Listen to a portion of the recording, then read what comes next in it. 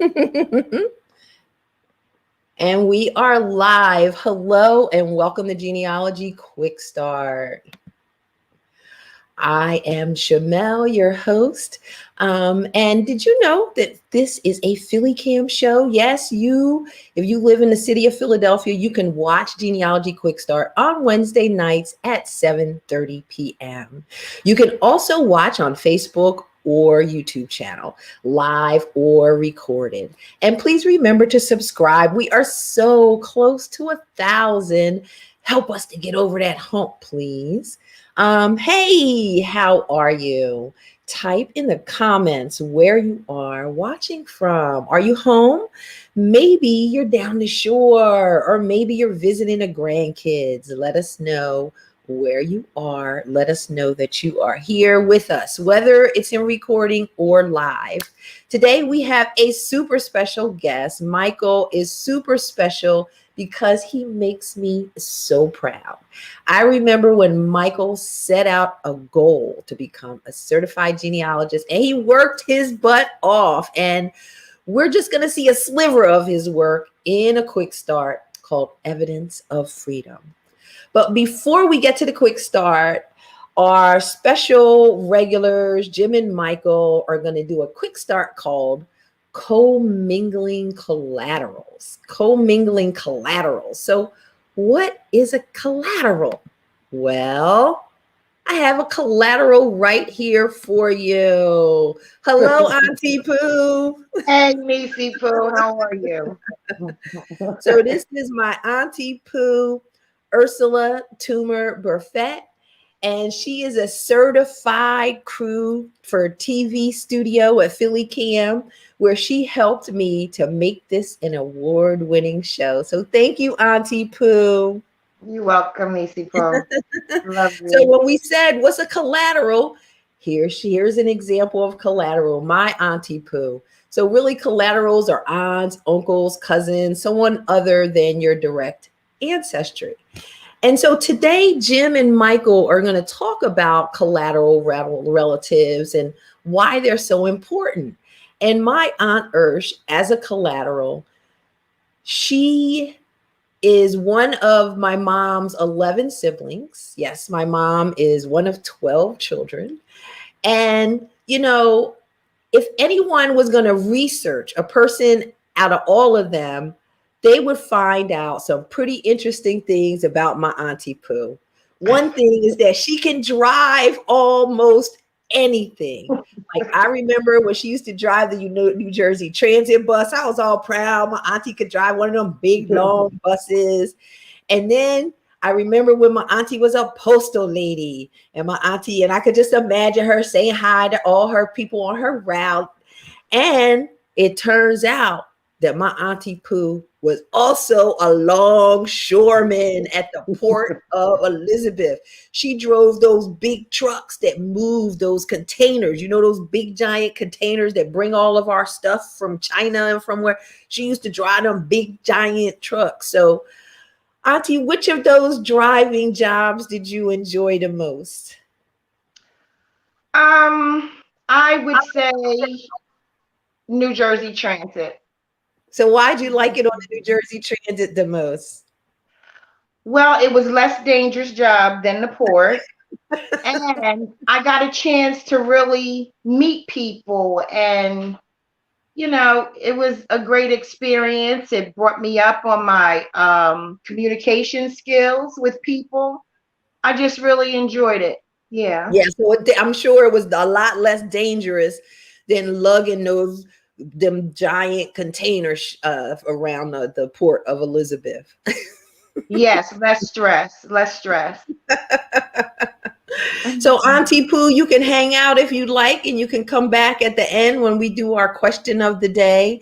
But thank you so much. And I want to tell you that I love you so much. And I thank you so much for all the support you gave me to make Genealogy Quick Start an award-winning show. So thank you. There for life, Niecy Pooh. Very proud of you. Thank you. All right, guys, let's get to our commingling.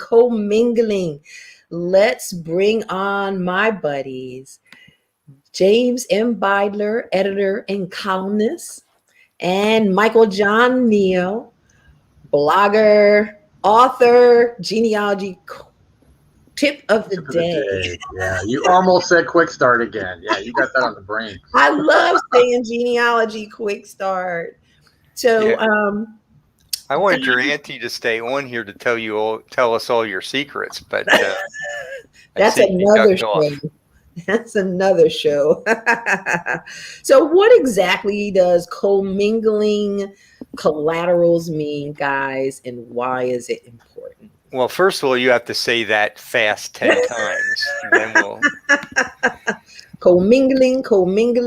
It starts to make me feel a little tingly. Maybe I shouldn't say that too. It might be an ASMR word. I don't know, but no. The whole nut of this is that too many people they do what I call go up the stovepipe of their direct line ancestry, and sometimes don't even document siblings, let alone aunts and uncles, let alone cousins.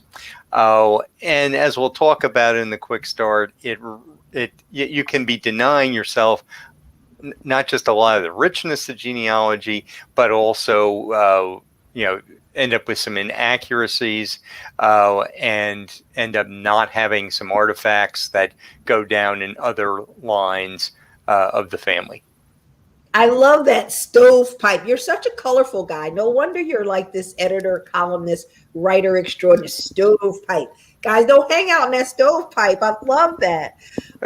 Michael, what is so cool about I'm trying to figure out what's colorful about a stovepipe because I've only seen them in because they're usually black, right? Right. So I've kind of got to wrap my head around that. But in general, when you broaden your search to the aunts and the uncles and the cousins without going crazy with that, you increase the chance that you find the information you want to know about your direct line person, because it could very well be that aunt or uncle lived in a state that kept better records, lived longer, told people more about their relatives, and things of that type. In addition to when you research the broader family, you get a much richer, fuller story of your ancestor in general.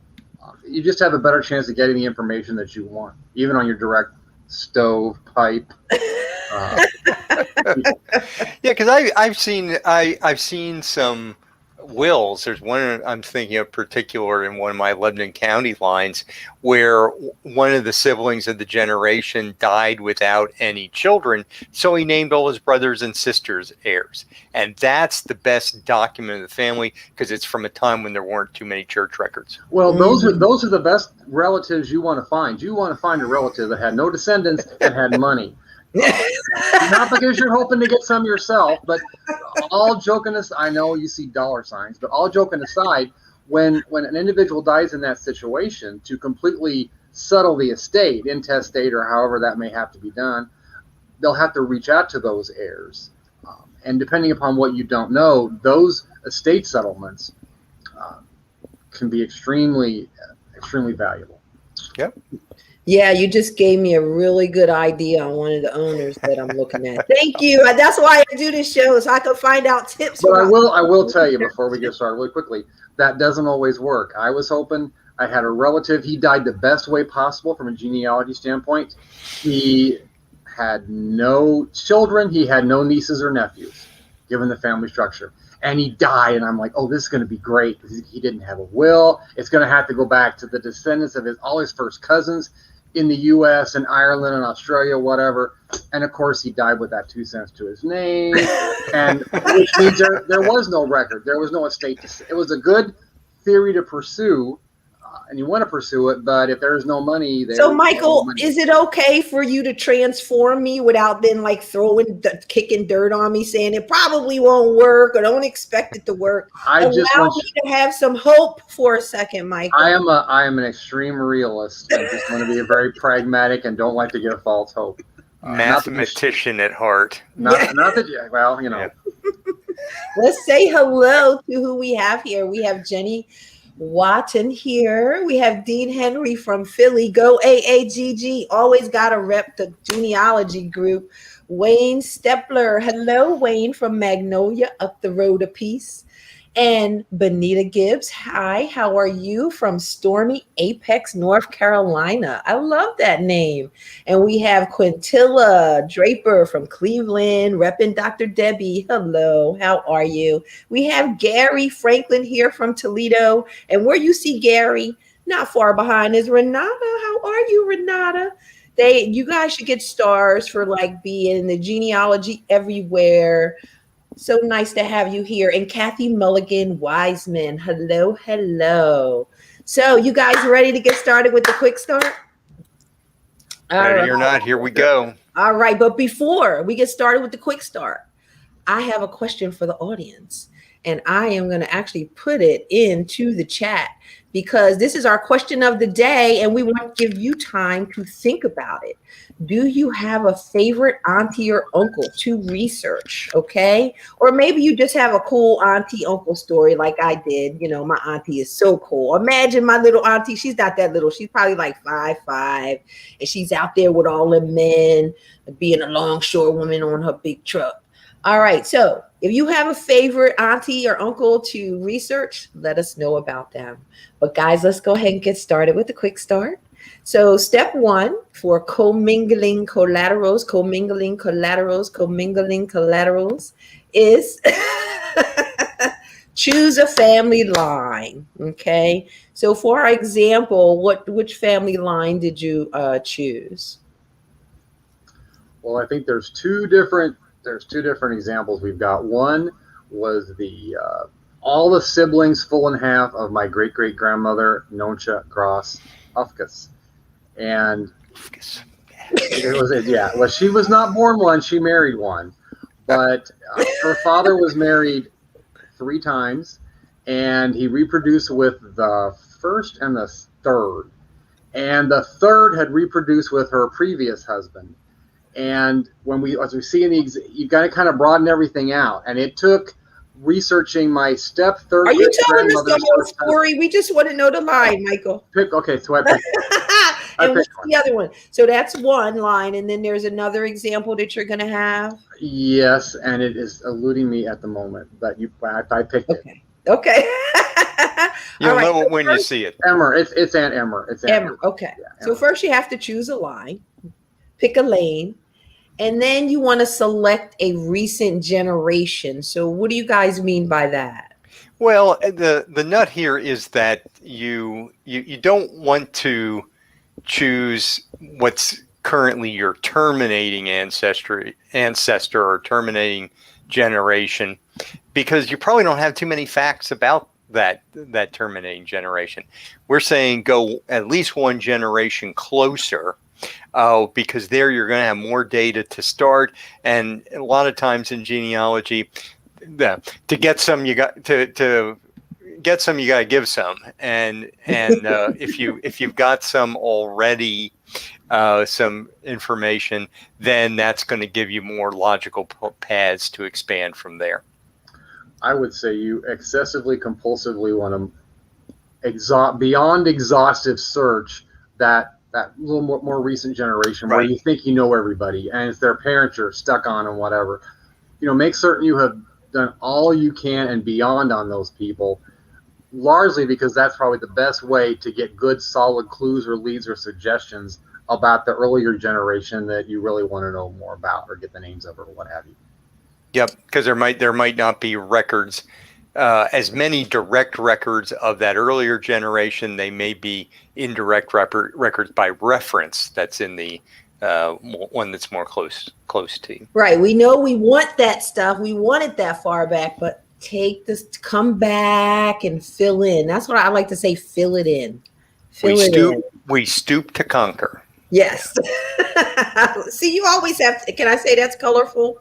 Maybe I need to have another. Grandma, all I know is Grandma's stoop was always white and gray. It was not very colorful either. I'm just maybe you just have a white and gray life. I probably do. So the people out in the audience probably think we rehearse all these lines, and let me tell you, folks, this is whatever comes out of our mouths.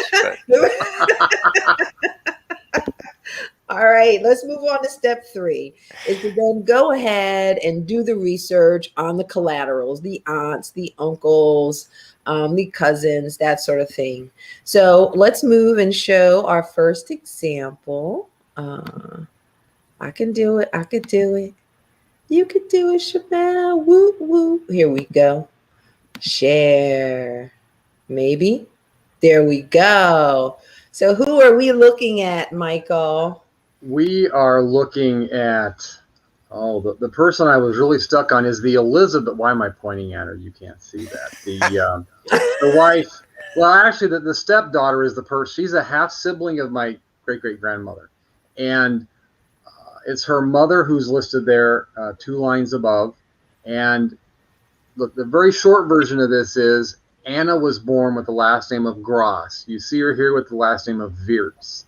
Mm-hmm. And what happened was, after the Gross husband died, I knew she had 2 children with him. One is the Annie you see here. One is an infant that died as a small child. And I wanted to find out what happened to these 2 little girls. Mm-hmm. And I thought, I've got to go research the mother, who's my step ancestor. And looked to see if she was married again, couldn't find that. And the way that I found her, to make a very long story short, keeping a 30-second time frame here, it ended up that this woman went and she emigrated from Ostfriesland, Germany, but she lived near where her sons with her first husband had lived. And the problem was, at first I didn't have their names. I didn't know what her first husband's name was. I didn't know she had children. Took a while to find that. And then I quit. I gave up on her. I couldn't find her for one reason or another. And there she was in 1900. That was the first discovery. She's got a wrong first name, but that's another story. She's living in the same township where her 3 sons had emigrated to. And so, I have no real connection to those 3 individuals. They are my step ancestors, children by her first marriage. But I had to track them to find her. And an additional problem was, she had remarried very quickly after she emigrated. And this is a time when they came here right around the 1890 census. Neener, you lost the genealogy game. That's the time frame. But fortunately, they were there in 1900, and then I found the marriage, and that her last name changed. And then what Anna did, and I think, do we have the tombstone in the next picture? Let's see. Survey says. Survey says. Nope, I made it bigger just in case we couldn't see it. There we are. What she had done, this woman's maiden, and this is why I had trouble finding her. She's on the right on this tombstone. Her birth name was Gross. That was her biological father's last name. The last name, she never married. The last name she used for her life in Illinois, the United States, she did not. Bodie Hyen, that's her stepfather. That's not the last name she used. She used the last name of her mother's first husband, who died in Germany. And it took me a long time to figure that little detail out too. And why I think she did that was because she had these 3 brothers. They all lived in the same little neck of the woods, and it just made more sense. She's their sister, so she used Wirtz instead of Gross. And the name Gross, why am I still pointing, is not on Geska. That's not Geska, that's Jim. He doesn't look like a Geska. But Geska doesn't even have the last name of Gross on her tombstone. She's got her first husband's name, and then her last husband's name, but that Gross husband is not on there. For whatever reason. My head is freaking hurting. I mean, completely hurting from that. The key was, because that's that's the condensed version of that, is to find this half sibling of great grandma. I had to kind of broaden out the search and go, the family of her with her first husband. Another technique that I find helpful is to chart, because these names are running together. They are to me a little bit today. I know they probably are to everybody else. And so the thing I made, I don't like some of the charts that our software, I don't want a list of descendants. I don't want a list of ancestors. I have about 10 people I'm trying to keep in my head straight, and just those. And so, I made a chart for myself of Geska, Anna, the Wirtz men, and a couple other people right there so I would not get them mixed up. Because when the name, in this case, the German names make perfect sense to me. I can keep them straight. But when you're not familiar with the names and whatever else, it can all be just one big mush. And so the chart was, in addition to the other approaches, that chart just kept me lined out. Yep. And Custom I charts. love that. Yep. I wish you would have given Good me idea. examples so we could have shared with everyone, but I love the idea. Like, we don't think about researching the other wives and other husbands. So that's a Because you've really got to think who are they affiliated with. And when I thought about that, she's got 2 little children, and she emigrates. Where's she going to live? She's going to live near somebody she knows. And I have to think who is everybody she knows. And most of those are people with whom I have no real biological or other connection. But I've got to figure out who those people are when I'm trying to figure out where she went. That's problematic for people who go from one part of the U.S. to another, and it's just as problematic when they're crossing the pond. And Good so deal. you have Emmer here. Emmer, this is a great Civil War. This is a I love Civil War pension application for my ancestor's sister, and this is the best one I have ever seen. She was married 6 times, had a kid in between. Wait a minute. 6. That's this Wait, many. That's wait. this many. Wait. 6 husbands. Well, she didn't really have 6 husbands because number 1 was also number 4. And a couple didn't die, and she was technically a bigamist, but he died a year after she married somebody else, so it didn't really count. And yeah, because of this, and she qualified under her 6th husband's military service. She had to document all these marriages and how the marriages terminated, because only 2 or 3 terminated by a natural death. There's no murder involved, but abandonment So my and auntie divorce. taught me a term, purse. She said people were looking for a purse or a nurse. So it looks like Emma got her a purse. Well, that could be. If at first she didn't succeed, she just tried again. You know, all joking No aside, when disrespect to your people. well, it's okay. When Emmer gives her deposition in 1918, the special examiner comes to examine her, and at the end of one day's testimony, he says we had to stop because there are no lights in her home, and she had no candles or whatever it was, and they had to stop at dusk and start again the next day.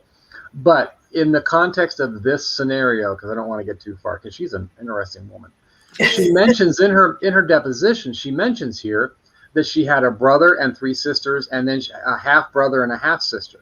And the one she was really great for me was, she says, I heard my brother went back to Illinois, and his name was Ira Sargent, and that's my great-great-grandpa. Wow. Oh, that's great. That's great use. Yeah. Yeah, I mean, she delineates the others. And what was really helpful, besides just giving the names, she also gives the names of her parents.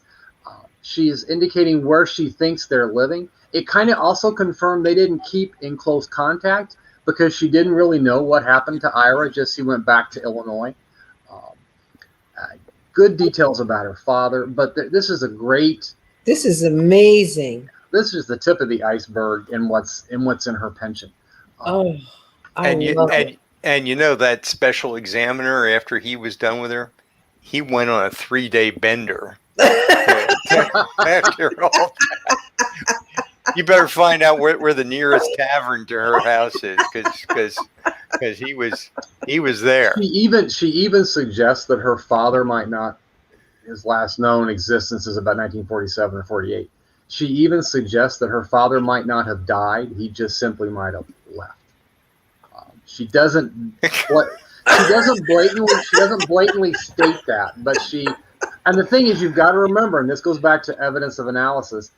These are things. Some of these things are things that happened when she was 10 or 12 years of age, and so her memory, what a kid gets in their head sometimes isn't necessarily what was really going on. But it made me wonder. The way she phrased that made me wonder if he didn't just take off. It sounds like that might be the scenario. So you want to research all those collaterals just like they're your own, because they are. Look at that great information that. Because Ira does not have nearly this kind of information that Emmer And that was her name, EMMAR. She signed affidavits to that effect. Emma. Emma. All right. Step 4 is then document relationships in charts. Can you like quickly tell us like what that means to you, documenting in charts? Because you alluded to, you know, not using software, but you like to create something like what? To go back to the first example, this was a very complicated process. I use this thing called pencil and paper. You don't have to, even if you're going to use a computer. I like to draw it out on pencil and paper first, a little bit, kind of get a feel for the. I like it for how everybody fits together, you know, and then you can go from there and clean it up a little bit. But it's like in this pension file, when it's giving me these names and relationships, I sometimes maybe not use a chart, but type it up in a word processor. The relationships, the conclusions that you're reaching, how you're reaching those conclusions. And then when you've typed it up and you've got your thoughts kind of put together, you've delineated it, given your rationalizations and your proof argument, if you want to call it that, then maybe go put it in your database. Because some of the times when you're going through some of these, they're not going to be as clear as Emma's statement. These are my brothers and my sisters and my halves. She's real clear with that. There's other documents, sometimes legal documents, is more than one way you can kind of take it if you don't know how interstate probate works or whatever. And so write it out, make your temporary conclusions, put it together, and then when you think you've got it as solid as you can, then go put it in your database management with the relationships and the other documentation in there. I love it. I love it. I love it. Work with it first, figure out what evidence is needed and useful for your software, then put it in. Knead the dough and bake it before you put it in the fridge. That's the other thing. Let's move on to all the steps. Commingling Collaterals quick start. Step 1, choose a family line. Step 2, select a recent generation. Don't go way back. Come recent, where you can get a lot more paperwork and find a lot more information. Step 3 is then to do the research. Research the collaterals as if they are your own. Step 4 is to document the relationships in charts. You don't have to rush and put it in your lineage software always. Work with it. Play with it a second. Is that what you guys are saying? I love it. Guys, thank you for commingling collaterals. And at the end, we will share like some of the things that they have said about their interesting uncles and aunts. And I look forward to hearing Jim and Michael's interesting aunt and uncle stories. So thank you guys. See you at the other side. Thank you, Shamele. Thank you. All righty, let's get ready for our next quick start. Give me 1 second.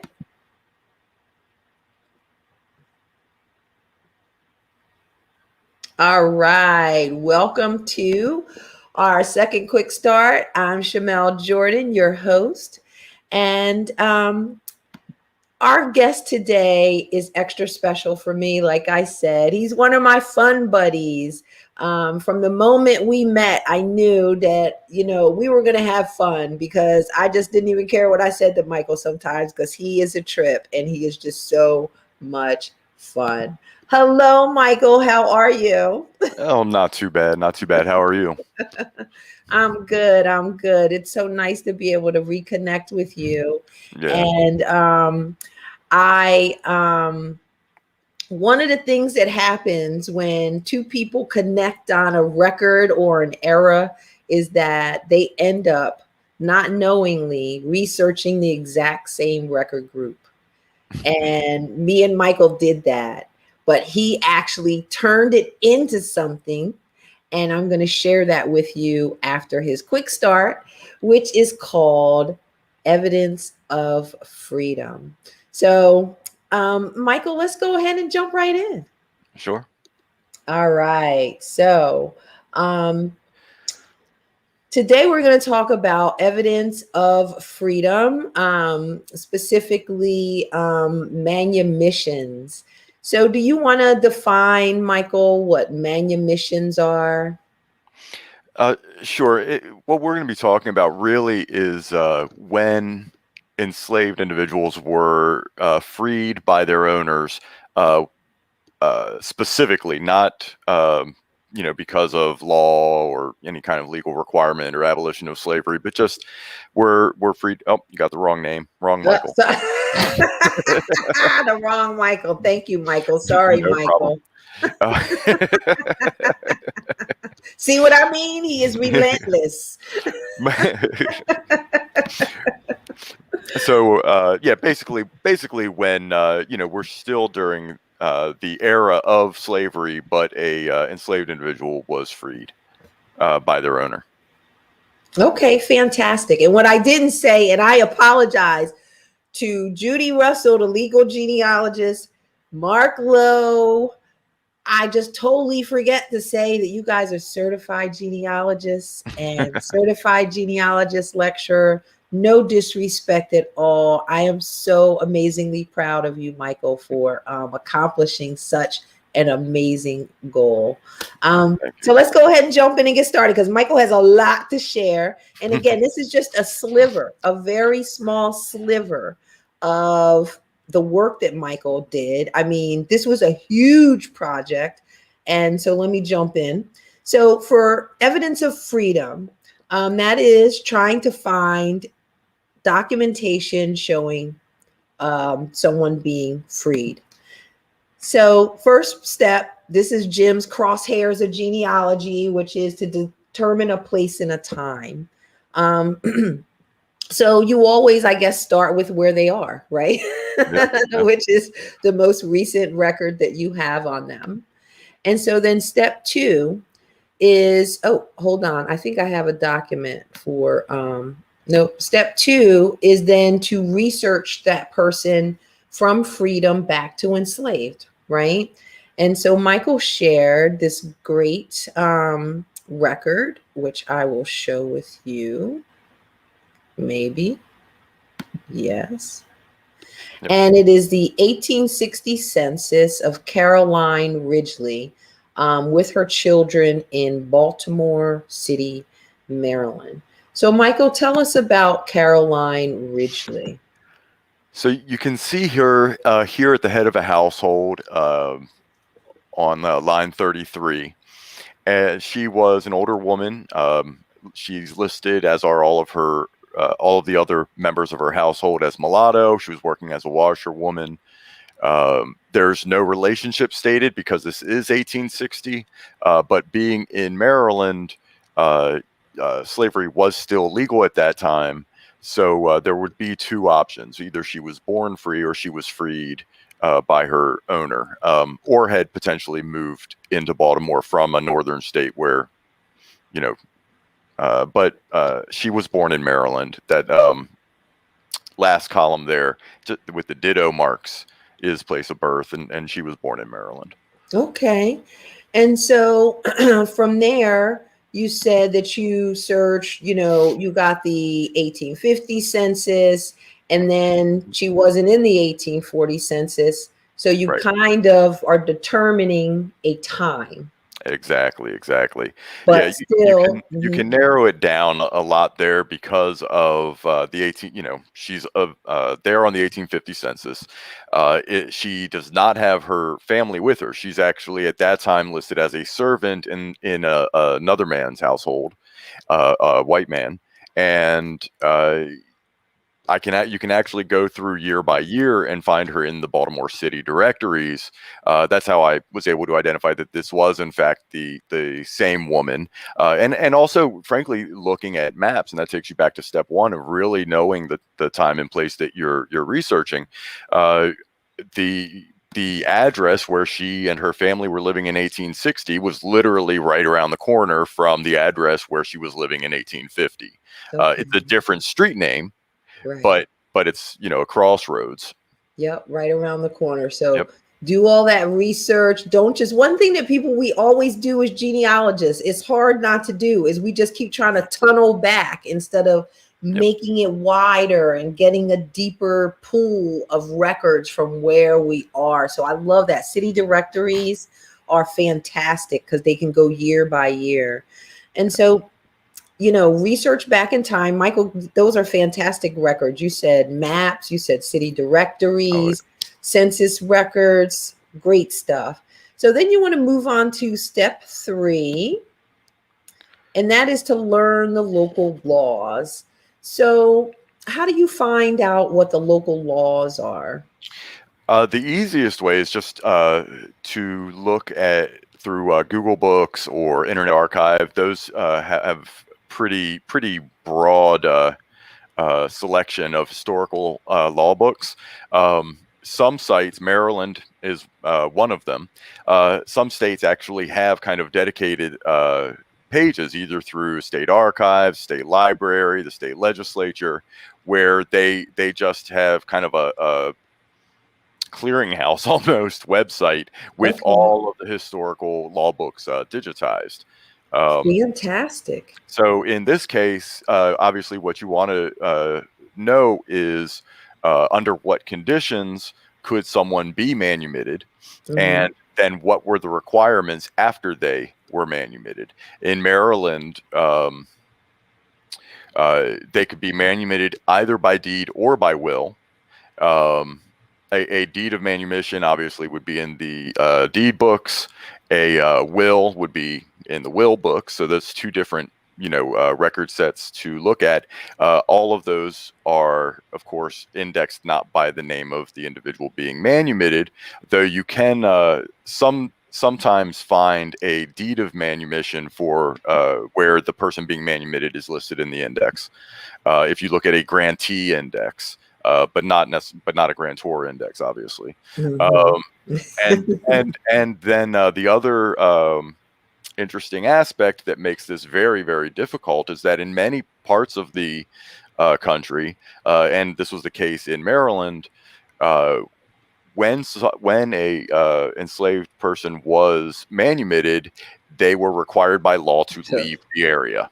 Gotta get out of here, buddy. So Baltimore City, being an urban area, was not home to a huge amount of slaves, but was home to a lot of free people of color during that time. So maybe a lot of the people in Maryland, when they had to get out, they went to the city. Right. Exactly. That's where the work was. That's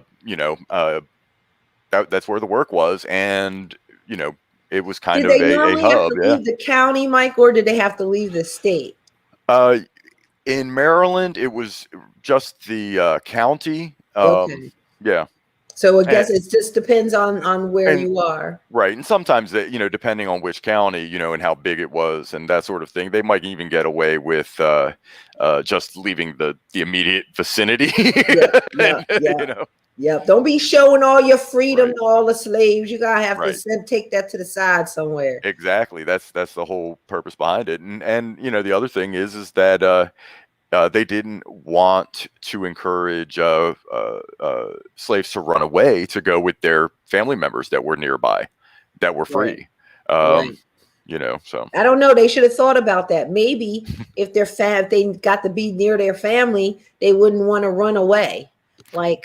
Duh. So let's move on. Let's not talk about the logics of holding and enslaving people. No. I don't know that there's logic behind that. So let's move on to step 4, which is determine the possible last slave owner. Now, this is a mountain of work here, right? This is a mountain of work. But even though it's a mountain of work, there are different methodologies to do this.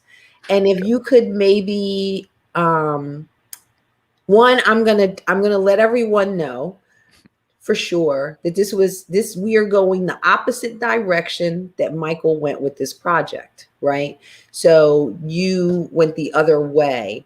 But if you were going from Baltimore City and trying to figure out who Caroline's possible owner would have been, what is one of the methods that you would have used? So there are, again, there are a couple of different ways, but one way that I could have done this project. So I'm looking at this kind of in hindsight and reconstructing that would be, first you have to find again, go back to step one, find that place. And Cornelius is listed as being in the Navy in that 1860 census, and he's also shows up with a specific ship identified in the 1862 and 63 draft registrations from the Civil War. If you look at naval records, he actually enlisted and shows up on a naval record in 1857 in Norfolk, Virginia, where he was listed as having been born in Frederick, Maryland. His death certificate, when he died later in the early 20th century, also shows he was born in Frederick.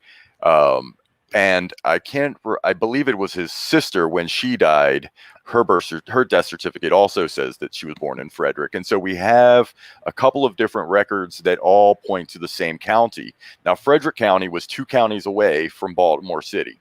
Mhm. Right? Well, actually, Baltimore County. So Baltimore City, Baltimore County, Carroll County, Frederick County. And so, this, if you don't find records like that, which, I mean, you got to really expand your research. I mean, and follow every thread to try to find those kinds of things. I mean, the naval record, I found actually a marriage record in Virginia for that son Cornelius, where it also identifies his not only his place of birth, but also his mother's name. It was lucky because Maryland does not provide that kind of information, but he got married in Virginia, and Virginia does. So you just really would want to start with where you're at and kind of work your way out. That is a long and time-consuming process if you have to do it that way, but it's what you're going to have to do. It takes some work to get it done, Yeah. but people have found success with that. And you alluded to the fact that the kids had said Frederick County. And Right. so then you were able to, this is the person that you have as the owner. Can you say what this name is and what language this is? Okay, so this is actually how she was known in Maryland, is Victoire Vincendière. She was she came to the United States in the 1790s with her mother and siblings. They had been living in Saint-Domingue, which is now known as Haiti. If you know anything about the history of that area, of course, the 1790s is when the slaves in Haiti rebelled and won their independence from France. Woo, go originally. Haiti! Go Haiti! Go Haiti! It was originally a French colony. Her full name is Victoire Pauline Gabrielle Marie Bellimot de la Vincendière. And I thought there was a Pauline in there somewhere. It's Victoire Pauline. Oh, Gabrielle okay. Marie. Yeah, you got lost by the time I got to the end. You forgot the beginning. And so the way that you could identify her, I started knowing who she was. So what is this? You gave me these really interesting pictures. What are these? These are so this is a plantation where the Vincendière family owned in Frederick. It is now, because it was part of the Battle of Monocacy during the Civil War, it's now considered a national monument, and is owned and protected by the National Park Service. So they had archaeologists out there digging, and what you see here are the remaining foundations of some of the slave cabins that once stood on this property years and years, obviously 150 years ago. You can see there were quite a few of them. And I think there you go. You can see all those flags are where they have used, some kind of technology to determine, okay, these are also other places, and they've kind of marked the corners with those flags. Wow. Yeah. So you have some documents here. So right. Will and codicil of will of Victoire. So I want to very briefly tell you first how you could have found this would be to first, again, search deed. Once you get the right place, search deed indexes and look for deeds of manumission, and then you kind of have to systematically go through them. Yes. Look at estate inventories, which are not indexed, and systematically go through them. Yes. And eventually, if you find the names, then you would be able to get back to a will or something like that, where you can then confirm that information. The other thing, and this is very unique, even within Maryland, there are only 3 counties where these records were created and survived. But in 1852, Maryland took tax records where they listed slaves by name. So that again is something where you could go and do kind of a page by page search and would have been able to identify people.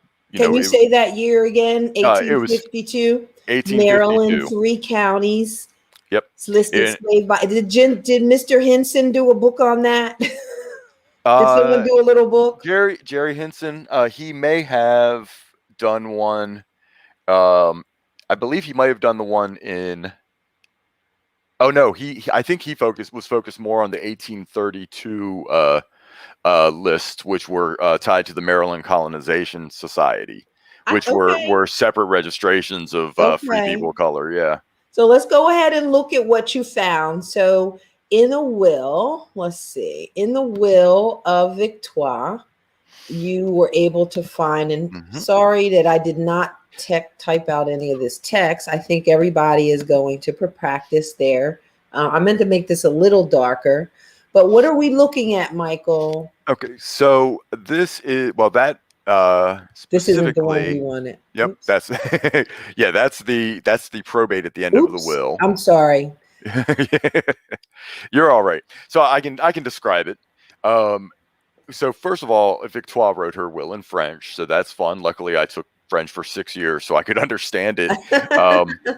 The people in the courthouse who were in Frederick County, who were mostly of German descent in that area, that part of Maryland, translated it to English because they could not read the French that great. So in the will, she first, sorry, lost my train of thought there. In the will, she first bequeathed Cornelius and Augustus, and they're described as being sons of Caroline, recently manumitted.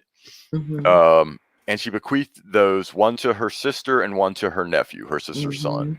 And then in a codicil to the will, filed a little time after that, she actually manumitted the both of those 2 boys they were still young children at that point, well, teenagers, I guess, at that age, and as well as one other, and those were the last remaining people that she held in slavery at the time of shortly before her death.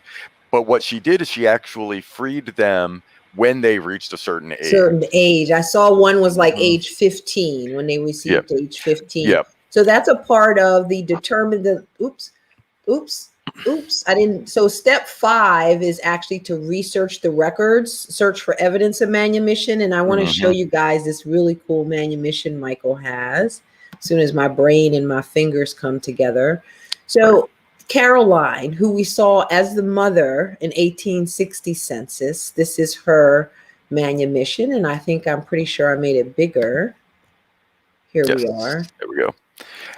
And so you can see that about 5-6 lines down, that she was setting free Caroline, aged 39 years.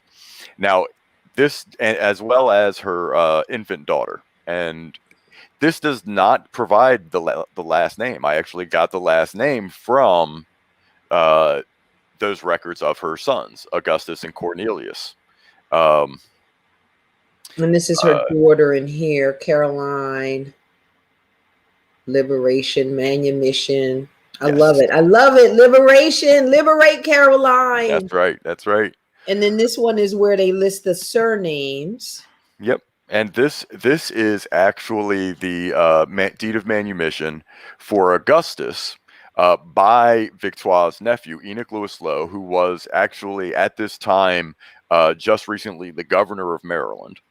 And it calls him Augustus, commonly known as Augustus Ridgely, son of Caroline, a free mulatto woman. So, it gives a little bit of information there. There is no manumission record that I've been able to locate for the brother Cornelius. The first record I have of him as a free person is in Virginia, joining the Navy. And in case that is another little fact a lot of people don't realize, is that even though it wasn't until about halfway through the Civil War that African Americans could join the U.S. Army, they were never barred from joining the U.S. Navy. So you can actually find naval veterans, African American naval veterans throughout the entire history of the United States. But Navy records are so hard. Oh my God, those rendezvous records don't even get me nauseous. So Michael, let's run through the steps before we run out of time for looking for evidence of freedom. Step 1 is to determine a place and time. Step 2 is to research from freedom back to enslaved. If they disappear in the census, that's when you're like, okay.